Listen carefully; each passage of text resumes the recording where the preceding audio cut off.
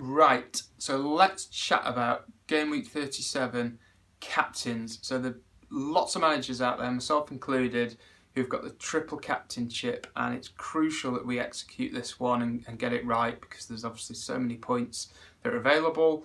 There's only one more game week left after this one to get any more points, so it's dead important that we get this one right. So loads of conflicting thoughts that fly around your head when you're faced with quite a big task of finding the optimum answer for this conundrum. So what I've put down, what I've got here is some criteria that I think we need to apply, and let's apply this criteria to some of the contenders for the triple captaincy. So we're going to want somebody that's got 2 fixtures. We're going to want somebody that's got 2 good fixtures. Ideally, I think we need a midfielder or an attacker, so a forward. A midfielder because they've got the most points potential, because they get the most points for a goal compared to an attacker. They get the bonus point for the clean sheet. Forwards, of course, have the benefit of getting points for scoring goals, but they don't get deducted points for conceding them, unlike defenders. We want someone who's going to play in both matches. Now, this is really hard to predict because we don't know. There's definitely going to be rotation around these games, whether that means squad players getting rotated or even some of the reserve or youth players getting thrown into some of the dead rubber matches for experience. So we're going to want somebody whose team has got something to play for, so that alleviates some of that risk. We want somebody who's going to play the role of a star man in their team, so maybe it'd be the captain or their star striker.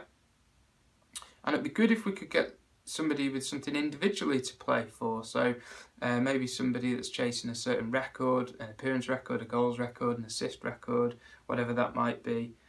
And it's also important we find somebody that is on form right now, so it's no good putting somebody into our team. Let's take, for example, Morata at Chelsea, not on great form, and therefore would be a bit of a risk to put into our triple captaincy team.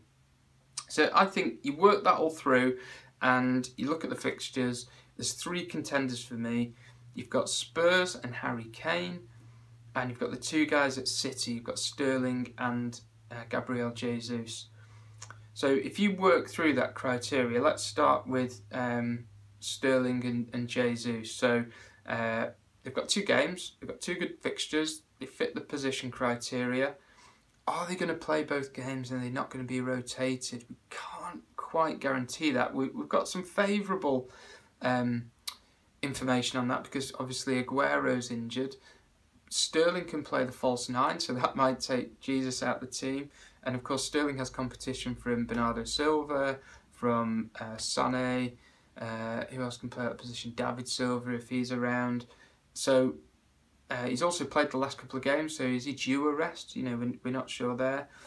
Have City got something to play for? Yes, I think they do in game 1. They're going to be handed the trophy, so they're going to want to put on a performance against Huddersfield, so that in itself is attractive. The second game, are we sure they're going to play? Do they really have something to play for in that game?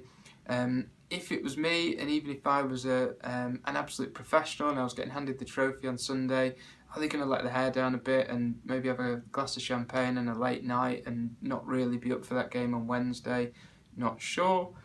And are they on form? Well, yeah, they're both definitely on form, but the question mark we have is that middle bit about are they going to play the second game and how up fit are they going to be? I know City are chasing some records and things like that, but I don't think we can rest too much on that.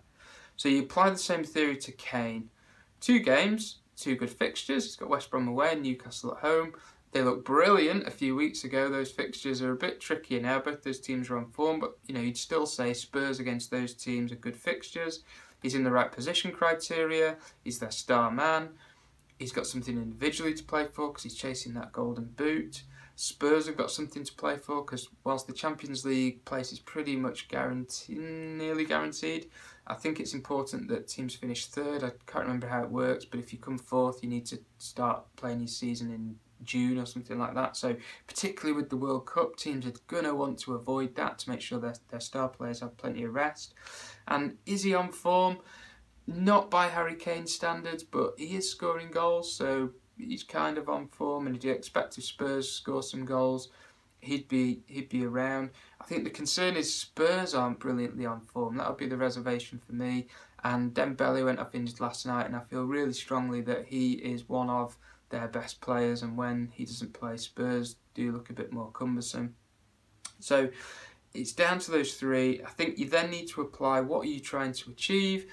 If you want some consistent returns, and it's fairly risk averse because maybe you're at the top in your mini league or you're just holding a good position overall, Kane is probably your man. If you're looking to gamble a little bit and you're willing to take a bit of a risk, then I'd probably go Sterling or Jesus. So I hope that's valuable.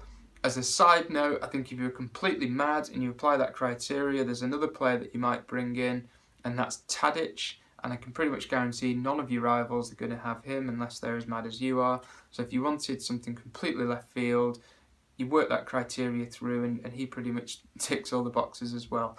So good luck, be brave, and don't do any mad decisions, and enjoy the game week.